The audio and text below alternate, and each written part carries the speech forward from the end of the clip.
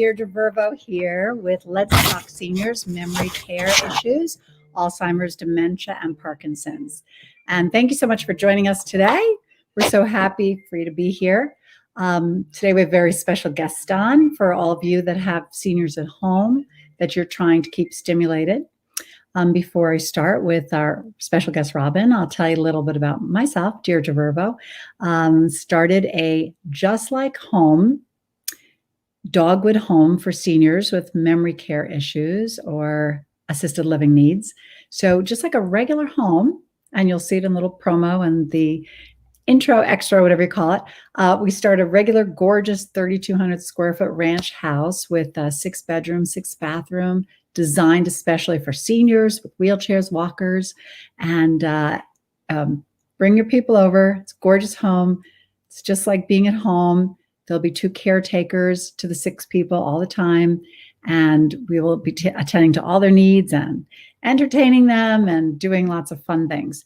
So Robin Eli is with us today. And if you have a parent that you have at home right now, have at home due to their seniors, and you want them to be at home, and if you're having trouble keeping them engaged, Robin Eli of Mind Matters is here to tell you how to engage your seniors and stimulate their mind. Keeping your loved ones stimulated and engaged can be quite the task.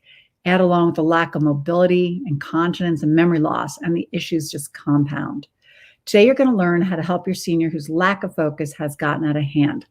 Robin, who's a registered nurse and started this business, Mind Matters, specializes in creating activities which are tailored to their individual needs and abilities. So Mind Matters is an adult daycare program and helps seniors provide daycare for seniors affected with dementia and memory care loss from Alzheimer's and other conditions. Their participants enjoy activities tailored to their individual interests and abilities.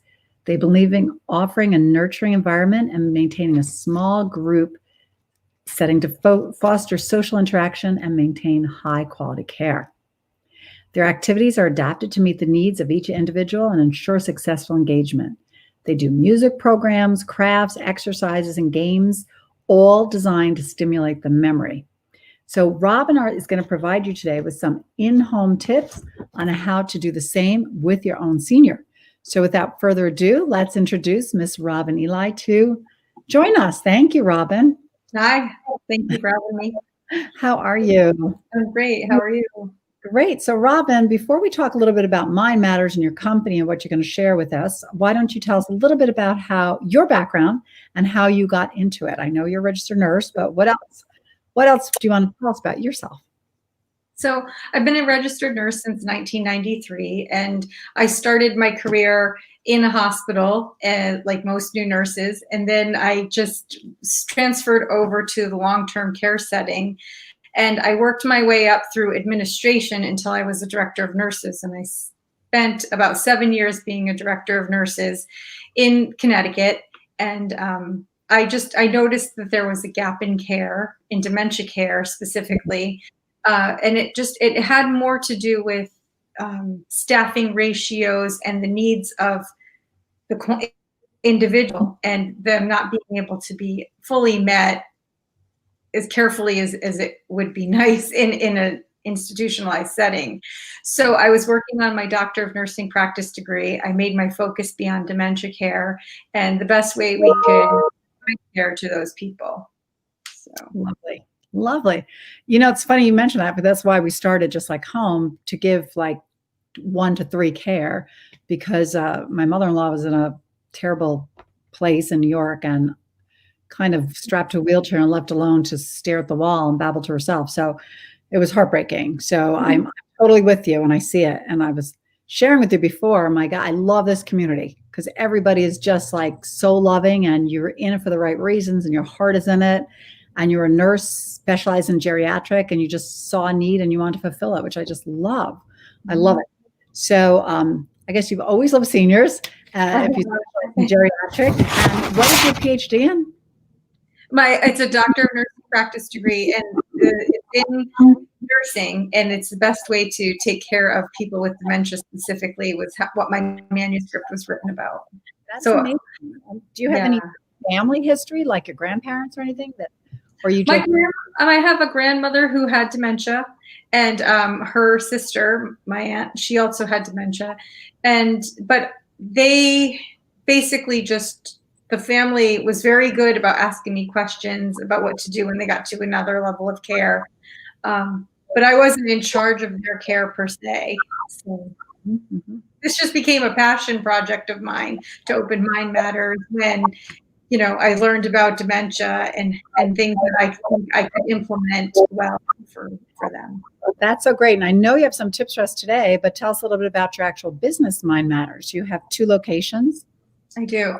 So I have a location in Old Saybrook, Connecticut, and I think I might want to. Should I plug this in? I'm getting feedback. Okay. I know you start out with Old Saybrook, and then you opened up Groton, right? Okay, there we go. So, I'm sorry. So, Mind Matters in Old Saybrook's been open for 4 years. And then there's a second location in Groton, and that was opened in the fall of last year, but it was only open for a few months before COVID hit, and then it had been closed down. So how many people are you allowed to take now? I know the Old Saybrook is open. How The many Old Saybrook is open. I have room for 5 people total. 5 people? How many Yeah. could you before? About 10 to 11. Wow. So, okay. So they limited you. The state put a limit on it to stay safe. Yeah, well, yeah, there's just the distancing would only be allow about 4 to 5. And it would also depend on who I got in. If somebody was like to wander and walk around and I couldn't keep the distance apart, I might only be able to take 4 people instead. Yeah. So now tell us some of the things you do with them, and what are some of the things that we could do at home with the senior, because a lot of people have been, loath to put their senior, even if they're ready to, into an assisted living place right now, due to COVID, and they're home with them. What can we do to keep their minds engaged? So something that really helps me keep people engaged is that I really get to know my clients, what they like, what they don't like, what they did for a living, who their family members were. And and it's a lot of trial and error. So I play music and I figure out which kind people like, and it tends to be very stimulating. They start singing along, and some music will agitate people though, if they don't like it. So if you have somebody that tends to like country music and you have a song that comes on that's maybe blues or rap or something, they get irritated. So what you have to remember to do is to visit and revisit and see what works and what doesn't work. I often try to tell people to actually write things down. Like if you're a family member, write down what it is that's working. And when it's not working, you can stop and revisit it and say, okay, so music's not working. Maybe it's too loud. Maybe she's not hearing well. And then you try something else. A lot of physical activity is very important. And it doesn't matter, there's elderly people that we take care of. Some of them have really good physical mobility. They can walk. They walk without assistive devices. Even the ones that have assistive devices, we still try to accommodate them to go down the ramp with us, the handicap ramp, and to take actual physical walks outside. Mm-hmm. For those who can't, or even those who can, we do a lot of things. For a very inexpensive, fun thing is balloon toss. Oh, Tap in the balloon. You get a nice bright colored balloon and you tap that, and almost everybody all of the time automatically reacts to tap it back. We pass beach balls and we play ring toss, and I even have a cornhole game where you can throw the bean bags in. And I don't have any problems rearranging all of the furniture to accommodate games at the facility. Now it's getting challenging with COVID, and so we have to keep people apart.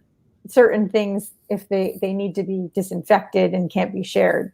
But in your own home, you can toss the ball. You can use your feet to tap it back and forth. Yeah.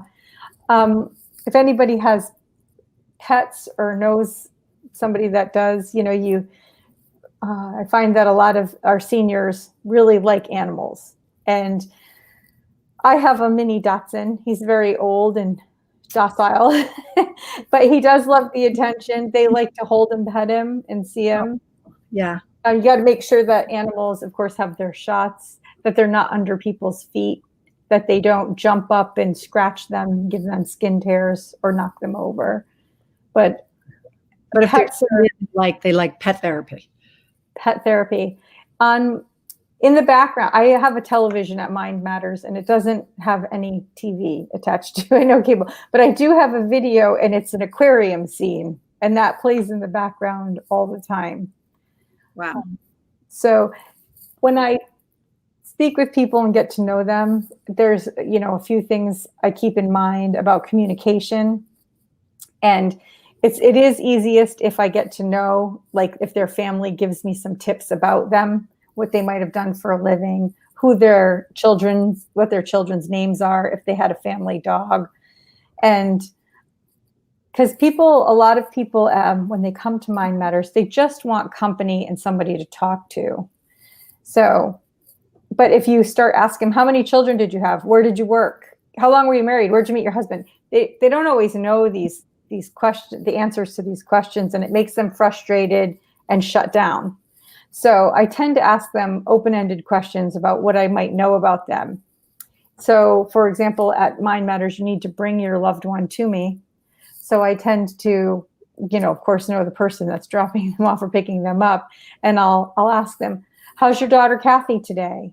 And then they can participate in conversation better. They might have been a veteran or, a nurse or a teacher. I've had a lot of different professions, and I might ask them something I already know just to prompt conversation and have them feel included with me. And that usually is very helpful. When I present activities, it depends, like puzzles are good. I always try to adapt things. I always adapt games. People like to play adult games. They don't want to play children's games. So I have cards. I have Uno cards. And even the puzzles I get, they're made for seniors. They have big pieces, but they're not right. They're not a kid picture. Right. Cartoon characters. Exactly. So games like Uno I play, but we adapt them. I take out the hard cards, the skip, the draw fours, those reverse, because then we're just matching colors and numbers. They're playing an adult game. We don't really keep score. And then, as the dementia progresses, you adapt it even further until they can't play, or you have to get a different game out.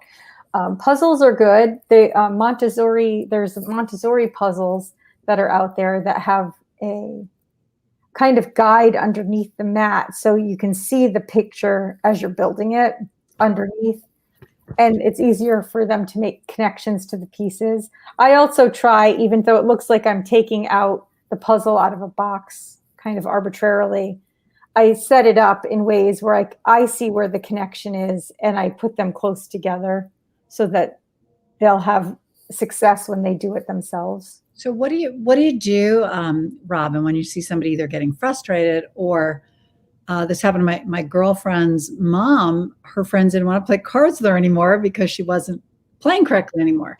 Mm-hmm. So what do you do then? How do you, if there are people playing that are understanding the game and somebody not understanding the game? That happens. I tend to have all people that have a significant cognitive impairment to start. They don't know. Somebody else is. And once in a while, they'll get mad and play that, and we just kind of correct them, but in a positive way. Or when the hand is over, I might say, "Oh, now we're dividing into teams," and then you can, then I can say, "Oh, now what do you have, Helen?" and what does Rick have over there? We can kind of do it that way. A lot of times I let, their skills for game playing aren't great anymore. So I can make it so that I always lose, giving them a chance to win, making sure that everyone is having a good time and it's being played fairly, as far as who gets to win. And then we remind them too, oh, Karen, you just won. And then, oh, Sally, you won last time, but Fred, you haven't won yet. So let's try it, and we try to get everybody to win a game. Yeah. Yeah. And then we do have space at Mind Matters, and it's important for families too, if things get overstimulating, to have an area where they can kind of decompress. So I have a client who was very aware of what was going on, and people would do things that were a little bit different, maybe holding a baby doll. Do they know that that's not real? That kind of thing would come out. And I'd say, well, yeah, well, and just you kind of separate somebody. And if they get frustrated, and that's true with things like the holidays, people need to, they see kids running around and that's all great. And then it gets to be overstimulating. You want to be able to bring them to an area that's a little bit more serene so they can relax and calm down and have one-on-one time with somebody. So what's a favorite game that everybody seems to love? Bingo. Bingo. And I find that people do not forget how to recognize numbers. Oh, okay. So it's very helpful that way. So bingo. And if they do, I find that people, they catch on easy if they have forgotten. And I also have some strategies if people don't want to play, because one thing that will happen with people with dementia is that they won't be forthcoming, or they don't want to participate because they might feel that their limitations will be noticed. So I tend to just play the game anyway, and I'll call out the numbers. And then I have a woman that used to be like, well, I'm not going to play. And I'd be like, okay. And I'd put a card near her, and then we'd play the numbers. And then she'd be like, oh, there's one there. And then she'd start playing and join us in. If people are playing and they need help, it is better if you sit beside them on their dominant side as opposed to across the table. Even though it tends to make more room for everybody, people do better if you sit beside them and show them and demonstrate, as opposed to just be like, right there, Ma, there's number 13. You want to just, when the number 13 comes, put the red on it, or, the chip or whatever you're using. So demonstration's usually very helpful, sitting on their dominant side as opposed to across the table. There's little strategies like that. Like sing-alongs, and do you do like exercise in place and things like that? Mm-hmm. We do have some exercise group. Most of it can't be formal. So it is things like balloon toss, ball toss, ring toss. We get people to, we've been sitting for a while, everybody up, stretch, that kind of thing. So, and take 5 minutes, but we take walks a lot. And that is, a sticky little widget sometimes, because we have to, not all people can go, not all people work at the same pace. So the staff goes out with a phone in case something happens, and they, we have, are blessed with good sidewalks. So we can walk down, turn around, come back, that kind of thing, and then take the next group out. But everybody moves at Mind Matters because exercise is super important. So Robin, if I'm hearing you correctly, like if you have a senior at home that is kind of sitting around, just vegging, not getting up, not wanting to do anything, becoming very insular, as so many of us have during these last few months, if you play a game next to them, even if they don't want to participate at the moment, just setting it up anyway, playing with the other people in the room, the other family members, and just having them sit there and participate from the side, and then hopefully start to join in, because passively participating is great. And even things like crafts.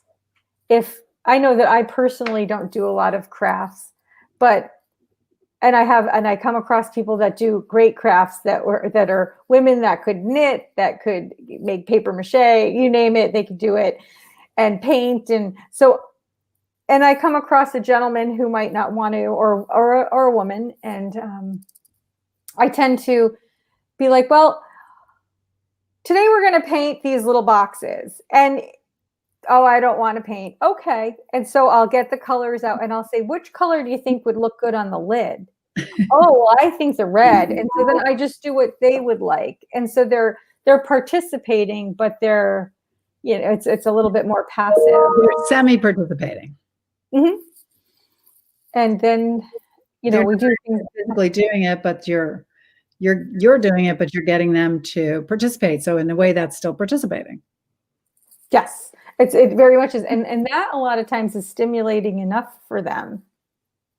So we have at Mind Matters, and I recommend this for families too when their loved one is at home, is to have a schedule of some sort. And I don't mean schedule every half hour something that you're going to do, but all of the big things in life should have a schedule or a routine for the person with dementia. So your sleep and wake times should be always scheduled. Your meal times can be scheduled. And then you can find out when things work for visits, for doctor's appointments, for activities, when they'll participate most. At Mind Matters, the afternoon tends to get a little bit hard. So a lot of times at 3:30, we make popcorn, we play John Denver, we dim the lights. People like the smell of the popcorn, they're singing along. And because that's when people are like, I got to go home. When's my daughter coming? I have the babies at home. And they start to make for the door.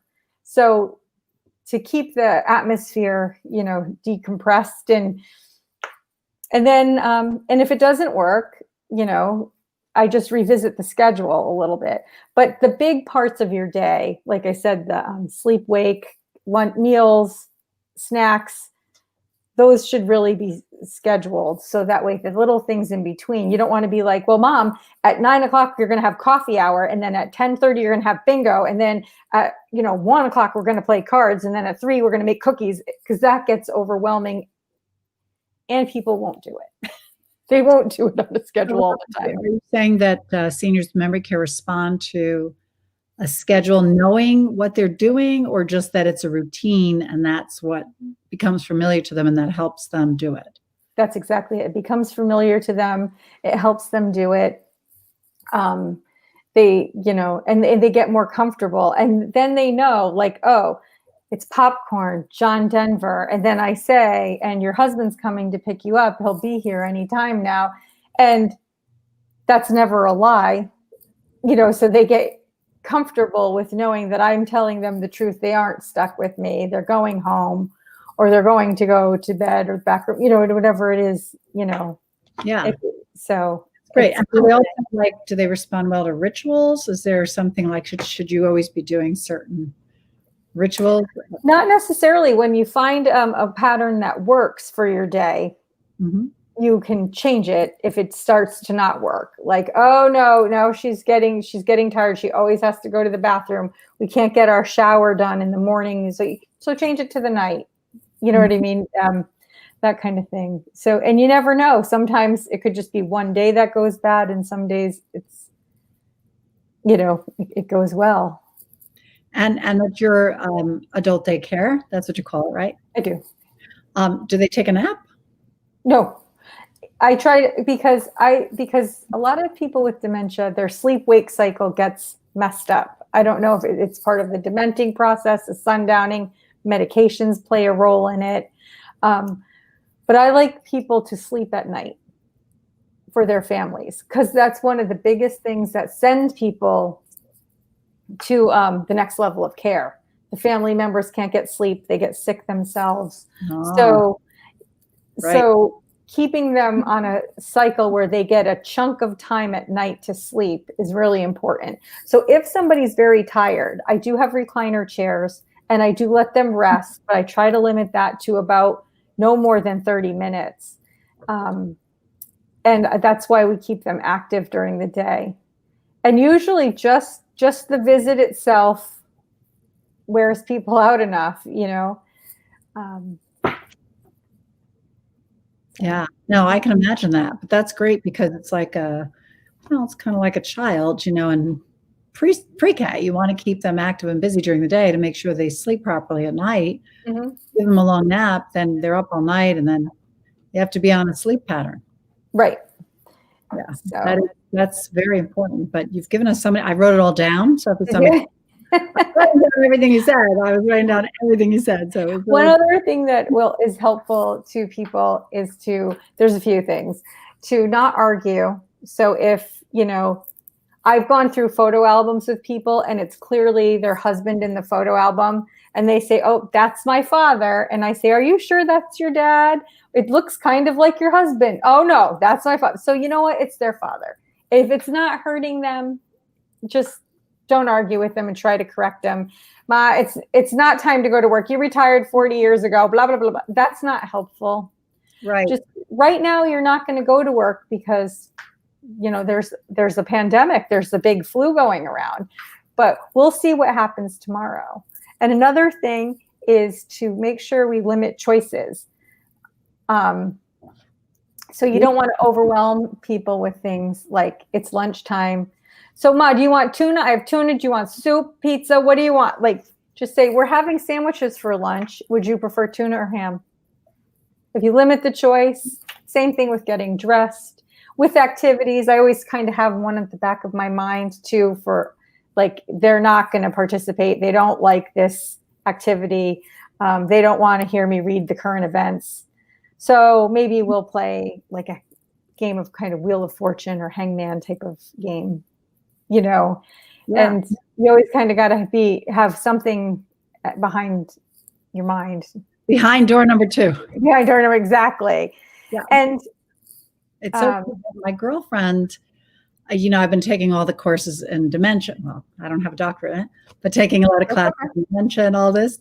And it's so fascinating because just what you're saying, Robin, like my girlfriend's mom, who's in her early 90s, lives by herself, and my girlfriend's waiting in New Jersey to put her into a home they picked out, assisted living, but she's been waiting since March, and it's not even open yet in New Jersey. oh, So she has somebody with her, like 6 hours a day. But her mom wrecked her car a year ago. okay. And calls her every day and yells at her, "Where's my car? It's my money, my new car. Where's my car?" And my girlfriend would be like, "Go to the refrigerator, look at the picture. You see you wrecked that car. You can't have another one. You wrecked that car." She kept bringing her back to reality because she kept forgetting she wrecked the car. And after I was taking these classes, I called her and I'm like, "Oh no, you have to meet your mom where she is and just tell her when oh Mom, next time I come, we'll go car shopping." And then she's fine. She's never going car shopping and she'll never remember that again. But she kept agitating her. Go look at the contract. And then she'd get all upset and be like, "I still want to buy a car. What are you doing?" And so I didn't wreck that car. Well, years ago, there was a school of thought about reality orientation being the best way, but it made it kind of horrible for people. Yeah. No, your husband's not coming home tonight. He's not with us anymore. And why would we relive that? No. And people ask me when somebody's coming that has been deceased, and I just say, well, not now, but they know exactly where you are. So why don't we? And you kind of can distract. Yeah. Why don't we have a snack, and then we'll see what happens in an hour. Can you stay with me for a little while? Maybe we'll sing a song, or I play the violin, not well. You'd think I was some kind of virtuoso, though, with the thunderous applause they give me when I play Camptown Ladies. I love it. I love it. 12th time in a row. That's great. That's great. You could tell them that you played at the Met and you're all good. Yeah.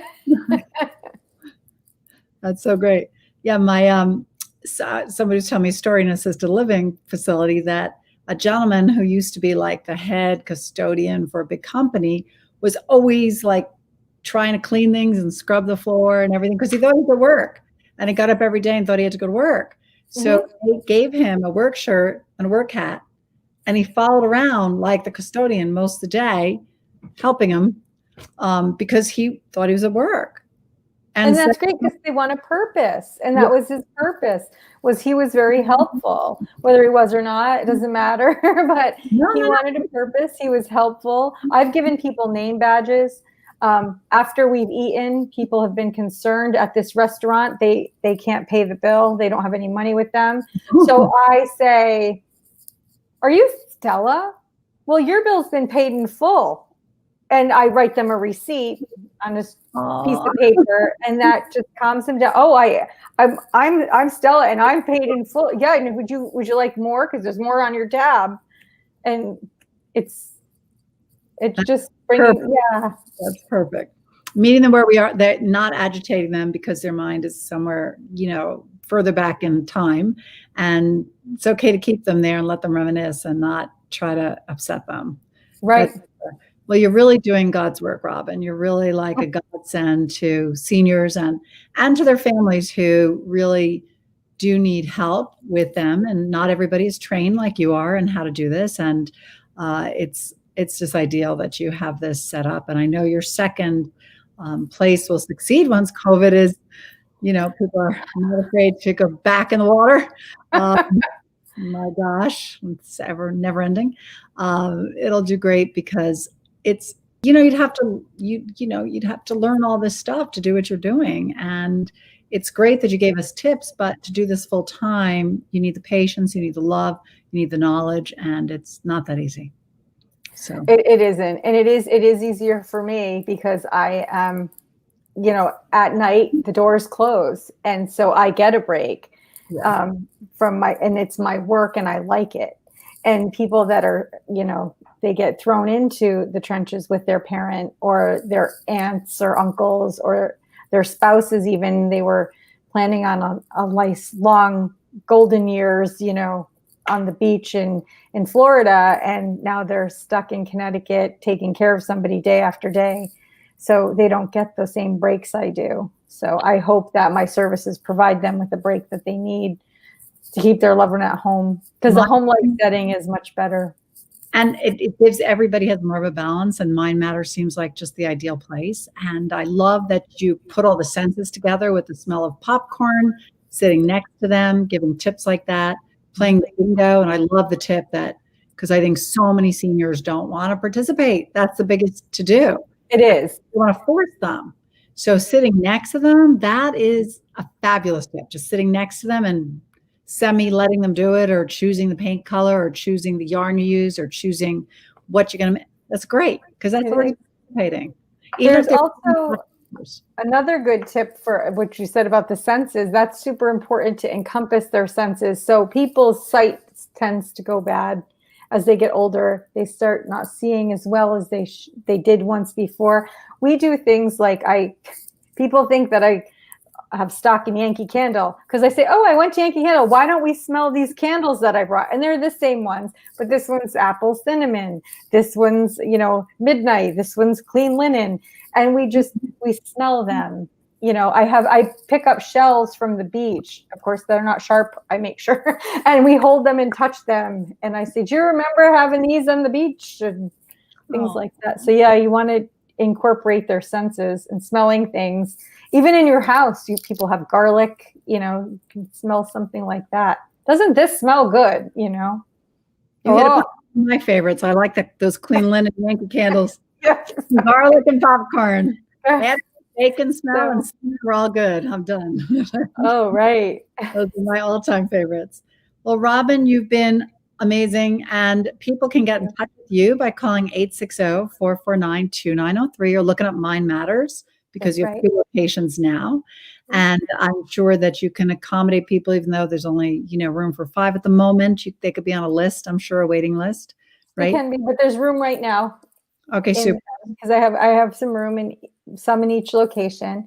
And even if people just need to reach out because they have a question, I don't want people to think they can't call me or get help, because I will be offering support groups. I was offering them before. People need support, and you do not have to be in my program to join my support group. So. That's amazing, Robin. Thank you so much. You're very welcome. Come on again and give us some more fabulous tips, and good luck with the second location. Good luck with you too, and I'm looking forward to coming to see you and take a tour. Sounds great. Thank you. You're welcome. Bye. Oh my gosh. She's amazing. So that was a lot of good tips. I actually wrote down 2 pages of notes myself. I thought they were fabulous tips right there. I just really love the tip of sitting next to your senior and participating, because I feel like that has been a problem. I have a brother who is Down syndrome, and I would definitely incorporate that. Everything Robin said about seniors with dementia, my brother who also has dementia, even though he's only in his 50s because of the Down syndrome, he has those same issues. So I wrote all those things down, and he would love like the whole balloon toss, beach ball thing. He would definitely, sitting next to him, participating in puzzles and all, ring toss, like this is perfect. These are all ideal for him and ideal for your seniors at home. So I hope you got some good tips and ideas from Robin. She's a wealth of information and knowledge. And I hope you'll join us tomorrow on Let's Talk Seniors, Memory Care Issues. And if I can figure out how this works, I will be saying till tomorrow. Oh, I know what I'm doing wrong here. I'm Deirdre Virvo, and I will be seeing you tomorrow. Okay. Hi, Deirdre here again. Thank you for joining me on Let's Talk Seniors, Memory Care Issues. Is this an issue hitting home? Do you have a parent or loved one with memory care issues who you feel is not safe at home anymore? Are isolation, falls, and safety issues becoming a big concern? Welcome to Dogwood Senior Home, premier boutique residential senior living specializing in memory care. It's country living at its best in the Huntington section of Shelton, Connecticut. We're truly a home with only 6 senior residents living as one family unit. Senior residential homes are concepts sweeping the nation with 47,000 across the U.S. We're pleased to open Dogwood Senior Home as it will be only number 6 for Connecticut. Brand new, sparkling clean, opening mid-June. And safe. We are COVID-free. Residential care homes boast a very low COVID infection rate across the nation. This is due to the intimacy of size and speed in which the caretakers can shift to accommodate immediate needs. They are much safer than the large homes and facilities, as you can imagine. It has been documented that residents have less falls and a better quality of life in a residential home environment. Our home is more affordable than the big box facility.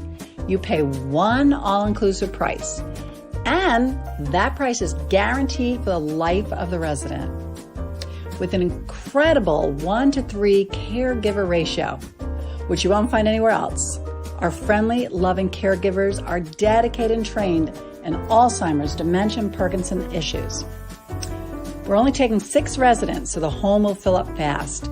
Call me at 203-689-7562 for a talk and tour. I would love to meet you and your loved one. See you soon. Bye.